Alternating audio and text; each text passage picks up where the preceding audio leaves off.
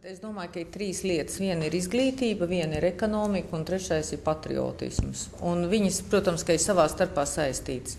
Tas, kas ir ar izglītību, es domāju, ka nav nekas slikts, ja mūsu jaunieši iegūst izglītību ārpus Latvijas, ja viņi brauc mācīties ar to domu, ka viņi tās zināšanas atnesīs šeit atpakaļ. Mūsu vienotības uzskats ir tas, ka ir jāsaglabā budžeta vietas, ka mēs nevaram uzlikt visu uz tā nosacītajiem kredītiem, jo tas ir gan sloks valstī, nezinot, kad varēs atmaksāt, gan arī, protams, ka tas ierobežo iespējas mācību procesam kopumā. Tā kā mēs esam par to, ka tomēr valstī ir jāapmaksā šīs budžeta vietas. Tas, kas ir ar ekonomiku daļēji, es jau teicu, bet ir vēl viena lieta, kas ir ļoti svarīga, tā ir vienlīdzība un taisnīgums darba vidē.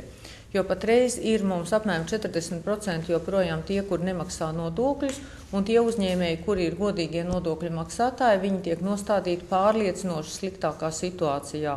Un, ja, teiksim, es būtu uzņēmējs, tad mani neapmierinātu situācija, kad valsts nenodrošina to, kad man ir sliktāk apstākļi godīgam esot nekā tam, kurš ir negodīgais nodokļu nemaksātājs. Un līdz ar to es esmu sagatavojusi konkrētu sākumā stratēģiju un pēc tam tagad jau kā likuma projektu par to, ka līdzīgi kā citās Eiropas valstīs ir jādiferencē pakalpojumu saņemšana no valsts un pašvaldības saistībā ar to, vai tu darbspējīgā vecumā godīgi piedalies valsts budžeta veidošanā. Un šī gadījumā tas ir vairāk saistīts ar veselības aprūpu plānveidu palīdzību no 18 līdz 62 gadi, bet ir arī valsts, kur tas tiek saistīts ar citiem pakalpojumiem, kaut vai bērnu dārziem.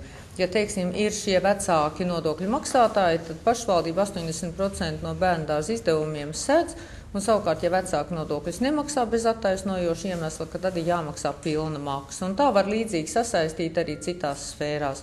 Un kā uzņēmēja darbībai tas ir ļoti būtiski. Un trešais par šo patriotismu Ingūna jau ļoti labi teica. Un es domāju, ka tas, ka, teiksim, mūsu vidē un arī mēdīju vidē mēs saņemam šo ārkārtīgi negatīvo attieksmi par to, cik valsts ir slikta, cik valdība ir slikta, cik viss apkārt ir slikti, tas reproducējas arī mūsu pašu apziņā. Un mēs nevaram gribēt, lai iedzīvotāji vēlas dzīvot vidē, kas ir tik negatīva un kur viss tiek noliegts, ka tas ir slikti. Un tiešām tā vide, kas ir saistībā ar kultūru un mākslu, es domāju, ka Latvijā ir izcila. Un tad varbūt, ka mums tiešām arī ģimenē vairāk jārunā par patriotismu, mums jācildina tas, kas mums ir arī labs un tas, kas ir vērtības. Un, tas nav vienkārši, jo tas nav likuma jautājums. Tā ir vide, ko mēs paši katrs savā ģimenē